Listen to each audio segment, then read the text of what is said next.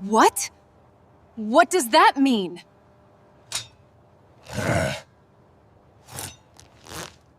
In the heart of the Nebulan Dominion, where twin suns painted the sky in molten gold and deep violet each dawn, stood the royal palace of Zintra, a towering citadel carved from shimmering moonstone and reinforced with ancient alien alloys that hummed with forgotten energy. Its spires reached toward the heavens like fingers grasping at stars, while gravity-defying bridges connected floating gardens, where bioluminescent flowers pulsed gently in rhythm with the planet's slow heartbeat. Inside, the air carried the scent of frost-laced orchids and something deeper: power, age, and the quiet tension of a civilization on the edge of change. This was the seat of Queen Lysara, ruler of the Vaetheri, a race of tall, elegant beings with skin the color of twilight oceans and hair like spun moonlight, cascading down their backs in soft silver waves. She was not merely a monarch. She was legend, wisdom wrapped in regal poise, her eyes two pools of liquid mercury reflecting centuries of duty, loss, and silent strength. And then there was him, Kieran Vale, a human soldier from Earth, stranded far beyond the edge of known space after his ship, the Astrodrift, was caught in a collapsing wormhole during a routine reconnaissance mission. He wasn't a general or a diplomat, just a tactical engineer with calloused hands, a sharp mind, and a habit of saying exactly what he thought, even when it got him into trouble. His arrival on Zintra had been anything but graceful, crash landing in a flaming wreck near the northern cliffs, dragging himself through alien forests teeming with six-legged predators and whispering vines, only to be captured by royal scouts who mistook his survival suit for armor and his flashlight for a weapon. Now, weeks later, he stood in the grand audience chamber of the palace, still in borrowed robes that hung awkwardly on his broad shoulders, trying not to gawk at the ceiling murals depicting celestial wars fought with singing blades and storms made of light. He had been brought before the queen not as a prisoner, but as an anomaly, an uninvited guest from a species barely registered in galactic archives. The Vaetheri were cautious, curious, and more than a little wary. Their scientists had scanned him, studied his DNA, even tried to read his dreams using neural mirrors, which mostly showed Kieran dreaming about pizza and overdue laundry. But Queen Lysara had insisted on meeting him herself, against the advice of her counselors, who feared contamination, deception, or worse, emotional entanglement. "We do not know what this creature is capable of," High Minister Drevik had warned, his voice low and echoing through the marble hall. "His kind has no recorded history, no alliances, no ethics codes. He could be a scout, a spy, or a disease vector, but Lysara had waved them off with a flick of her long fingers. Or he could be alone. And if we turn away every being who is different simply because we do not understand them, then we are no better than the empires that fell to fear." So she sat upon her throne of living crystal, which pulsed faintly in time with her breath, watching as Kieran was led forward by two armored guards whose movements were so synchronized they seemed like one being split in two. He walked with a limp, his left leg still healing from the crash, but his back was straight, his gaze steady. When he reached the foot of the dais, he did not kneel. Instead, he placed a hand over his heart and gave a small bow, the universal gesture of respect taught to all human explorers. The silence that followed was thick, almost tangible. Then, without thinking, because Kieran had never been good at filtering thoughts from speech, he looked up at the queen, took in her deep blue skin, her flowing white hair, the delicate tracery of glowing veins along her temples, and said, quite plainly, "You look like a Smurf, a really majestic, glowy Smurf, but still, blue Smurf." Gasps rippled through the court. One noble fainted. Another dropped his ceremonial flute. The guards stiffened, their weapons twitching slightly in their grip. Queen Lysara blinked once, slowly, her silver eyebrows arching high. "What do you mean?" she asked, her voice calm but laced with something unfamiliar. Was it confusion, amusement, or the first stirrings of offense? Kieran realized his mistake instantly. No disrespect. It's a compliment. On my world, Smurfs are tiny, sure, but brave, clever, and kind. They live in mushroom houses and fight evil wizards with teamwork and song. You've got the color, the hair, the whole wise leader vibe. I just meant you remind me of a noble Smurf queen. Like, in a good way. She stared at him. The court held its breath. Then, in a movement so fast it blurred, she rose from her throne and crossed the distance between them in 3 long strides. Before Kieran could react, her hand snapped out. Not with claws or energy, but with the flat, stinging force of pure royal indignation. Slap! The sound echoed like a cracked bell through the chamber. Kieran staggered back, clutching his cheek, his ears ringing. The pain was sharp, bright, and utterly humiliating. He hadn't expected violence from someone so ethereal, so composed. But there it was, the mark of 5 glowing fingers blooming red on his face, already throbbing. "You dare compare me," she said, her voice low and trembling with restrained fury, "to a fictional woodland creature of your primitive children's tales? I am Lysara of House Vaith, first voice of the Dominion, keeper of the Starfire Covenant, and sovereign of 7 systems. I have commanded fleets that shattered moons. I have negotiated peace between warring galaxies. And you reduce me to a cartoon." Kieran swallowed hard, his cheek burning. I didn't mean to insult you. Honestly, where I come from, calling someone a Smurf isn't bad. It's cute, friendly, like calling someone a hero with a blue face." "Cute?" she repeated, as if the word itself offended her. "I am not cute. I am regal." "Well, yeah," Kieran muttered, rubbing his jaw, "but regal can be cute too, in a dignified way." Another gasp. This time, the guard stepped forward, ready to seize him, but Lysara raised a hand, stopping them. Her chest rose and fell with slow, measured breaths. She studied him, not with anger now, but with something closer to fascination. Here was a being so different, so blunt, so utterly unaware of protocol or consequence, yet standing his ground despite the slap, despite the danger. Most would have cowered. Most would have begged. But this human, this strange, loud, ill-mannered human, still met her gaze with something like honesty in his eyes. "Remove him," she ordered finally. "Place him under guarded observation in the eastern wing. Let him learn our ways. Let him understand what it means to stand before a queen." And so Kieran was taken away, not to a cell, but to a suite of rooms overlooking the palace gardens. A gilded cage, perhaps, but a comfortable one. He spent the next days under watch, learning fragments of the Vaithri language, eating food that tasted like sweet smoke and cold honey, and enduring lectures from scholars who tried to explain the intricacies of interstellar etiquette. He apologized repeatedly, through translators, through written notes, even through a clumsy attempt at a formal bow that ended with him tripping over the hem of his robe. But the slap lingered in his memory, not just in the fading bruise on his face, but in the way it had shocked him, humbled him, made him feel small in a universe suddenly much bigger than he'd ever imagined. Yet, as the days passed, something unexpected happened. Queen Lysara began appearing in the same spaces, walking the garden paths at dawn, attending diplomatic briefings where Kieran was allowed to observe, even dining in the same hall, though always at a distance. At first, he thought it was surveillance.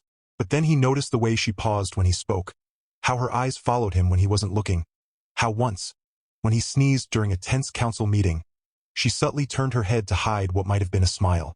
And then came the storm. It began as a ripple in the upper atmosphere, a disturbance in the ion field that circled Zintra like a halo. Sensors screamed. Alarms blared through the palace. The sky turned the color of burnt copper, and the air crackled with static. The Vaithri called it a Zarvok, a rare cosmic surge caused by solar flares colliding with the planet's magnetic core. Harmless, usually, but this one was different, stronger, unstable, and deep within the palace, in the ancient reactor chamber beneath the throne room, the containment fields began to flicker. Kieran felt it before anyone else. He had been given access to the lower archives to study old star maps, part of his re-education. As he pored over holographic charts, his engineer's instincts tingled. The vibrations in the floor were wrong. Too rhythmic, too urgent. He followed the tremors downward, past guarded doors, past warning glyphs, until he reached the sealed vault of the core sanctum. There, behind layers of translucent shielding, pulsed the heart of Zintra, a swirling orb of liquid light suspended in anti-gravity coils, feeding energy to the entire palace and much of the capital city.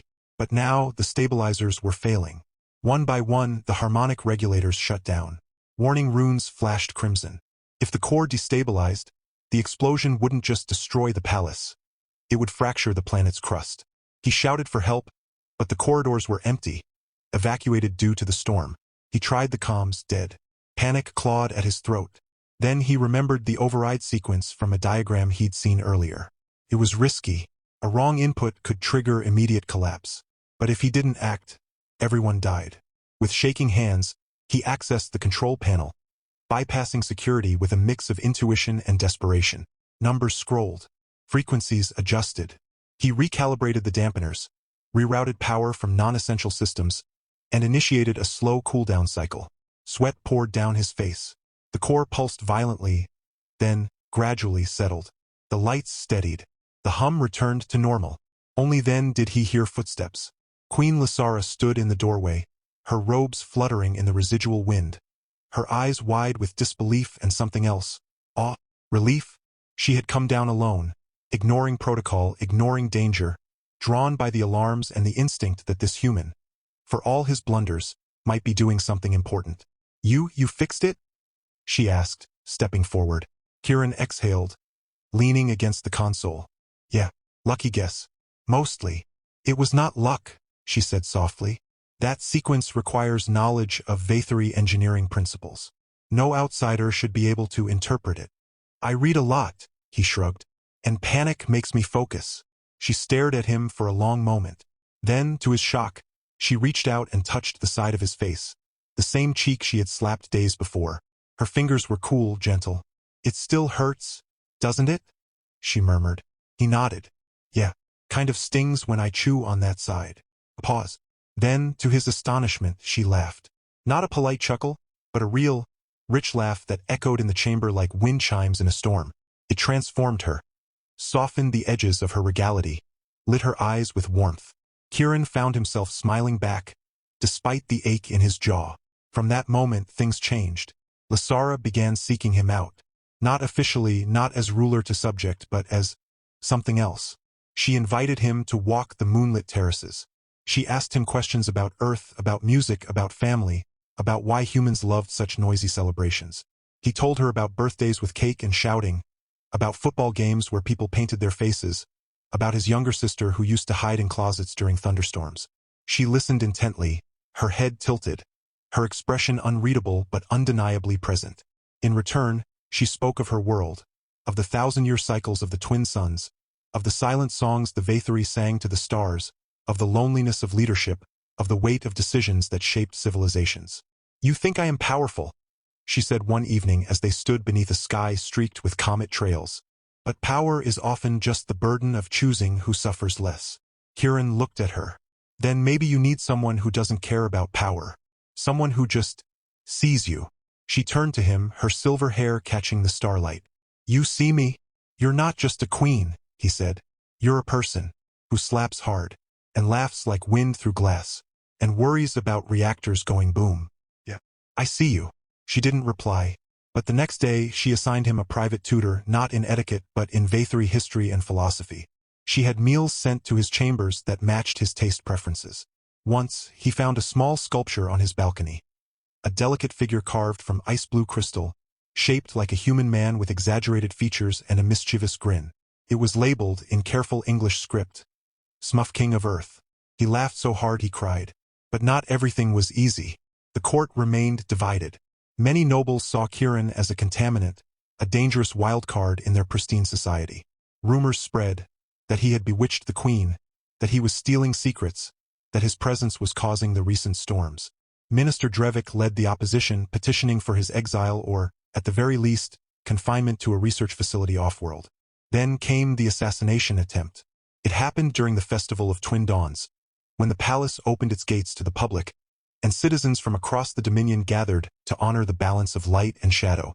Kieran was allowed to attend, standing beside Lysara on the central balcony as fireworks exploded in colors unseen on Earth.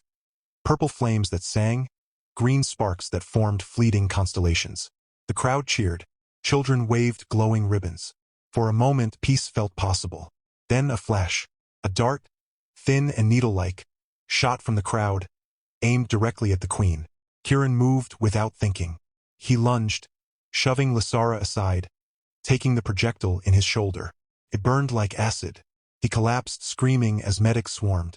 The assassin, a rogue nobleman from a disgraced house, was captured instantly, but the damage was done. The dart carried a neurotoxin designed to paralyze the Vathari nervous system. On a human, it was agony incarnate. He woke days later in the royal infirmary, his body weak, his mind foggy. Lysara was there, sitting beside his bed, her usual composure shattered. Her hands trembled. Her eyes were red-rimmed. When he groaned and opened his eyes, she leaned forward and whispered, "Why did you do that? You are not one of us." You owed me nothing. Kieran smiled weakly. Maybe I don't owe you.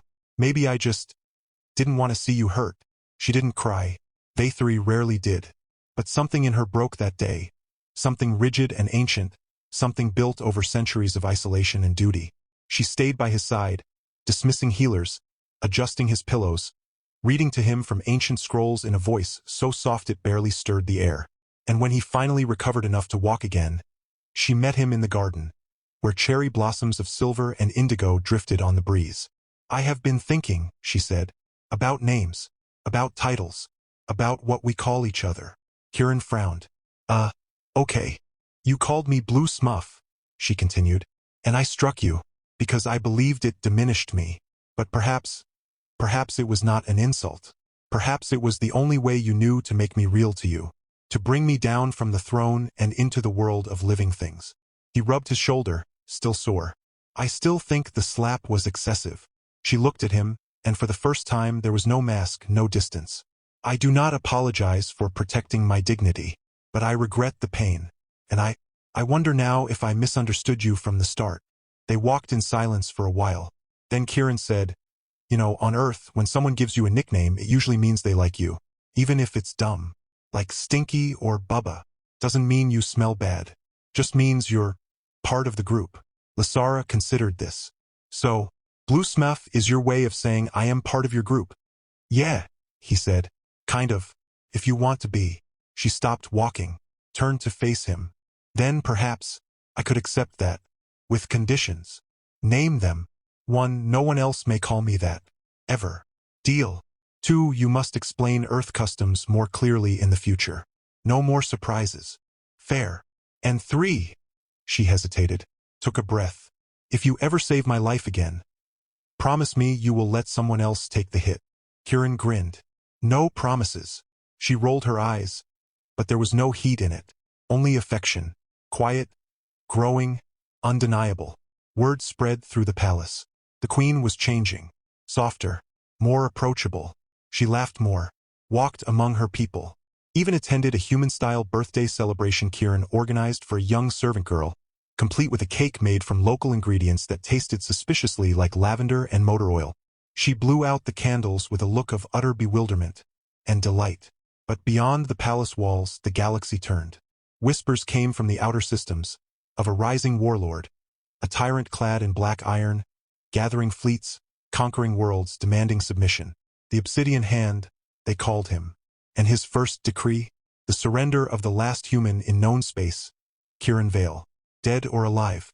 The message arrived on a blood-red scroll delivered by a dying courier. The court erupted in fear. Some demanded Kieran be handed over. Others argued for war. Lasara said nothing at first. That night, she found him on the highest balcony, staring at the stars. They want me, he said quietly. Yes, she replied. You should give me up. Save your people. No, she said simply. But, I said no. She stepped closer. You are not a bargaining chip. You are not a liability. You are something else now. And whatever comes, we face it together. He looked at her. Her blue skin glowing in the starlight, her white hair flowing like a river of moonbeams, her eyes fierce with resolve. And he realized, with a sudden clarity that stole his breath, that he loved her. Not because she was a queen, not because she was alien, but because she had slapped him, challenged him, doubted him, and still, somehow, chosen to see him. The slap still hurt. Sometimes, when the wind blew cold, he could feel it on his cheek. But now it didn't sting with shame. It reminded him of where he started, of how far they'd both come. And as the first warships appeared on the horizon, dark specks against the rising sun, Kieran took her hand. Whatever came next, they'd face it, together. The warships of the Obsidian Hand did not attack immediately.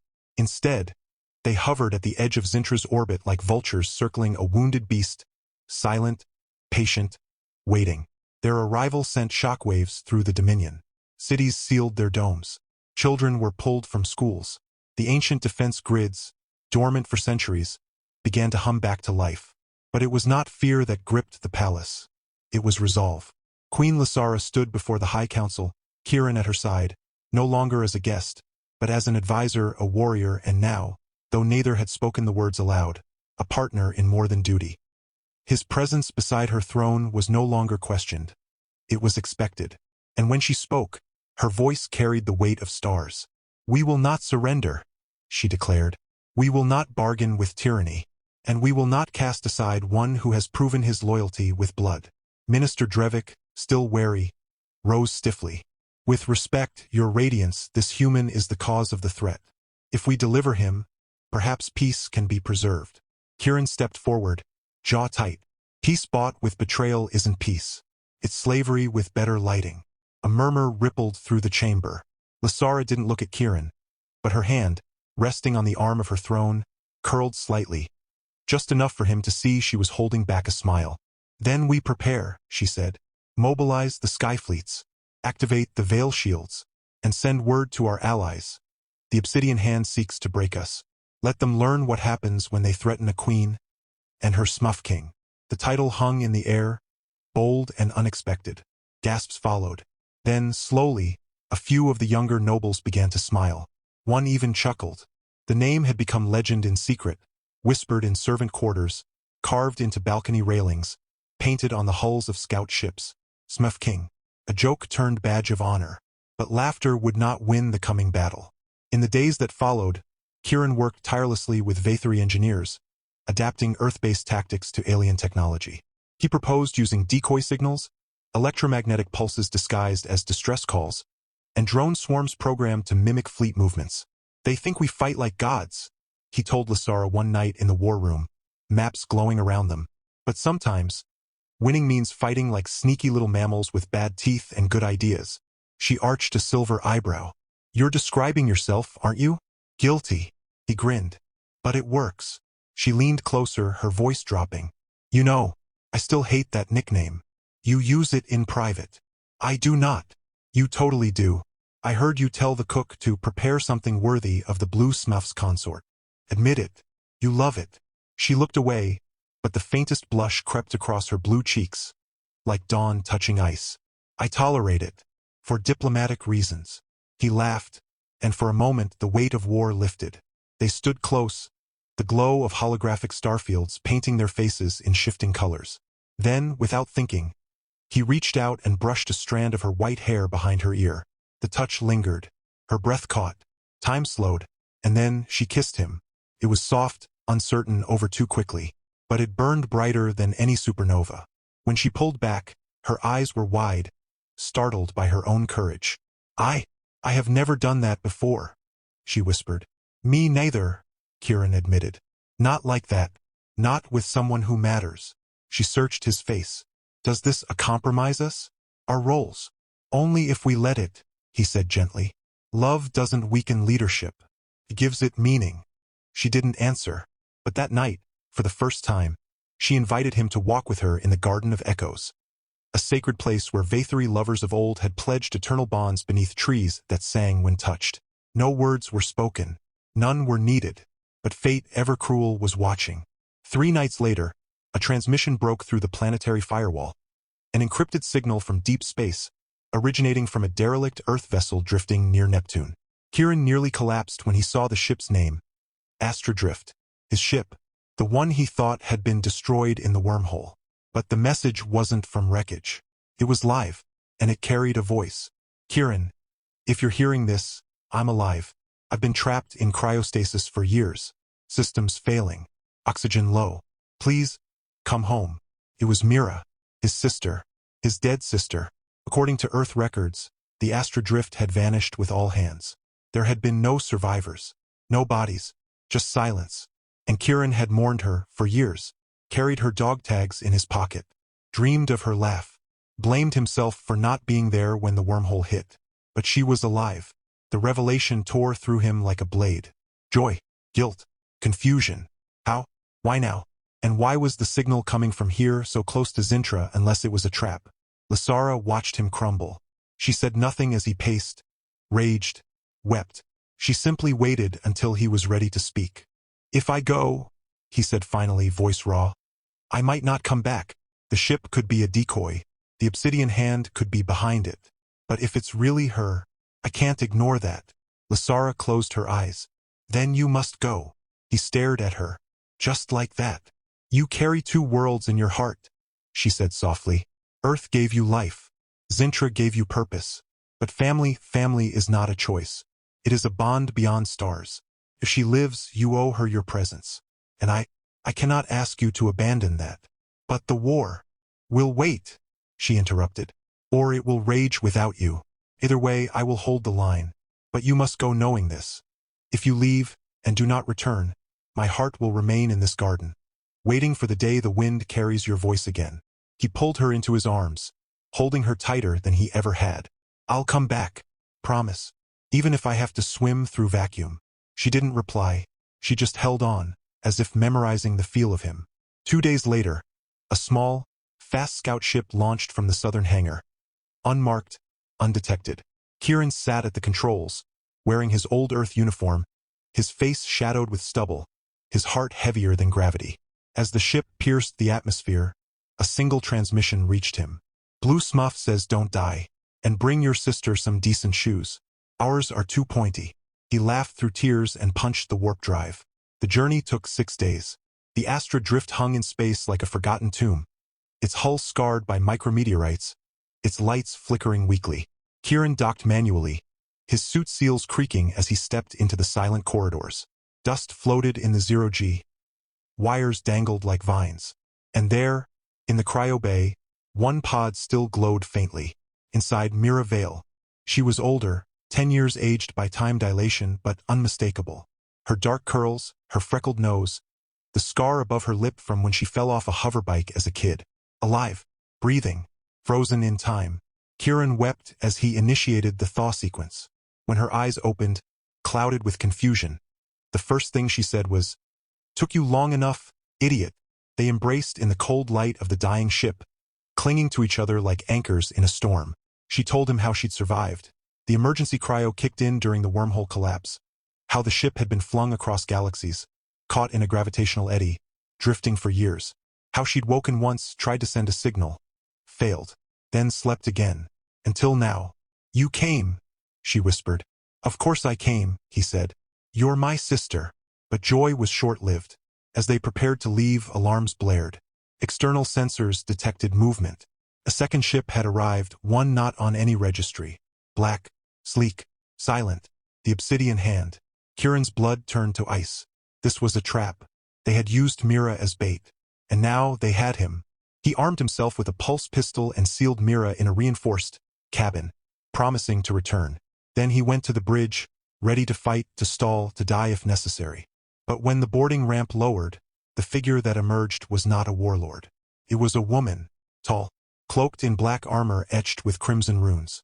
Her face was hidden behind a mask of polished obsidian, but her voice, when she spoke, sent chills down his spine. "You should have stayed on Zintra, Kieran Vale," she said.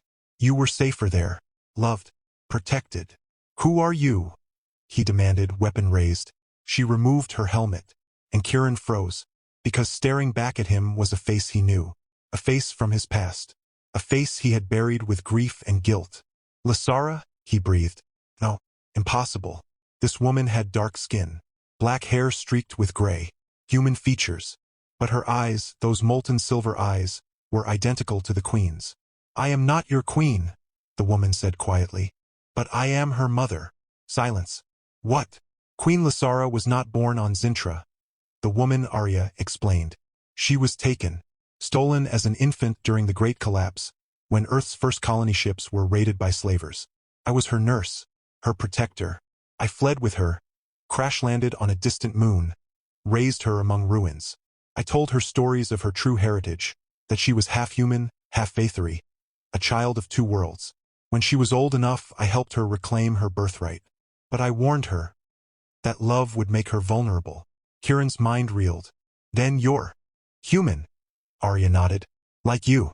And I've spent decades watching my daughter rule a kingdom that fears her mixed blood, hiding her connection to Earth, pretending she is pure Vathari, until you came, and called her Blue Smurf, and made her laugh, and made her feel." Kieran lowered his weapon. "You set this up? The signal? Mira? I found your sister's ship months ago. I knew you would come for her. I needed to speak with you, alone, because the Obsidian Hand is not just an enemy fleet. It is her father. "The king of the Vaetheri," Arya said. "My beloved. The man I loved. The monster he became." She told the story then, of a ruler consumed by power, driven mad by immortality, who sought to purge all impurity from his bloodline, who had ordered the death of his own child for being half-human, who had hunted Arya for years, believing her a traitor, and now, having rebuilt his forces, he had returned, not just to reclaim his throne, but to destroy the hybrid queen and the human who had awakened her heart. "He will kill her," Arya whispered, "and you, unless we stop him." Kieran looked at Mira, safe behind the glass, then at Arya, then at the stars beyond. "We go back," he said. "Together." The return to Zintra was a race against time. Arya's ship was faster, cloaked in stealth tech older than human civilization. They arrived just as the Obsidian fleet began its descent, hundreds of warships breaking through the atmosphere, unleashing orbital strikes on the outer defenses. The sky fleets engaged, explosions lighting the sky like artificial suns. The veil shields flickered under bombardment. And in the palace, Lysara stood alone on the command balcony, directing the battle, her voice calm, her heart breaking with every passing minute he was gone. Then sensors pinged, an unknown vessel approaching at high speed. She thought it was another attacker, until the comm crackled. "Hey, Blue Smurf," Kieran's voice said, rough but alive. "Brought you some reinforcements. Also, your mom's here." Surprise. Lysara staggered. The entire command center fell silent. Arya stepped onto the battlefield not as an enemy, but as a general. She wore the armor of the old guard, the elite unit loyal only to the true royal blood. With her came secrets, codes, weaknesses, the location of the Obsidian flagship's core reactor. And Kieran? He fought like a man possessed. Using guerrilla tactics, sabotage, and sheer audacity, he led a strike team through the enemy lines, breaching the flagship, planting charges, disabling weapon systems. Meanwhile, Lysara dueled her father in the heart of the palace's ancestral hall. Blade against blade, will against will. "You are not my daughter," the king snarled. "You are an abomination." "I am more," Lysara shot back. "I am both. I am balance. And I will not let you drown the future in your hatred." Their clash shook the foundations of the citadel. But it was Kieran who delivered the final blow, not with a weapon, but with truth. Broadcasting across every channel, he revealed the king's crimes, his massacres, his lies, his fear of change. He showed footage of Arya, of Lysara's childhood, of the love that had been erased from history. And the people listened. One by one, Vaetheri soldiers laid down their arms. Entire fleets defected. The Obsidian hand crumbled not from force, but from shame.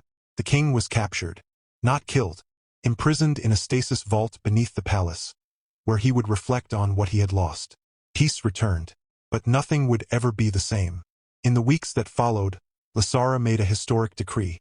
The Dominion would open its records, acknowledge its past, embrace hybridity, and form a new alliance with Earth.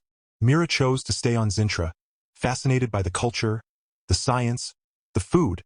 Once she got past the lavender motor oil cake, Arya, though weary, took a seat on the council.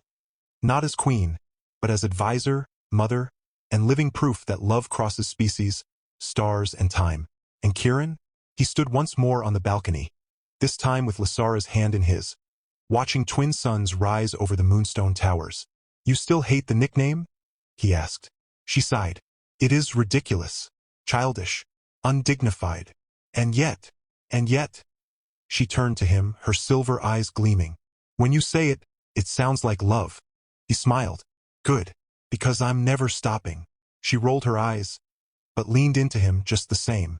Under the twin suns of Zintra, in the Garden of Echoes where trees sang at a touch and petals drifted like memories, Kieran Vale and Queen Lysara were joined not by royal decree, but by choice, by love forged in fire, laughter, and a slap that started it all. There were no earth rings, no Vaetheri crowns. Instead, they exchanged tokens. Kieran gave her a small blue stone from his homeworld's ocean floor, worn smooth by time. She gave him a strand of her white hair woven into a band of living crystal that pulsed gently against his wrist, synced to her heartbeat. No grand speeches, no endless rituals, just two souls standing before the universe, saying simply, "I am yours." The palace celebrated with music that shimmered through the air, and for the first time in history, human laughter danced alongside Vaetheri song. Mira cried happy tears. Arya smiled. Even the old guards chuckled when Kieran, during the vows, whispered, "So, does this mean I'm officially Blue Smurf King?" Lysara elbowed him gently and said, loud enough for all to hear, "Only if you behave." He didn't, not ever, but she loved him all the more for it. And as the stars blinked above them, watching like ancient witnesses, the legend began. Not of a queen and a soldier, but of a woman who blushed at a nickname, a man who healed with humor, and a love that bridged galaxies, one silly, beautiful name at a time.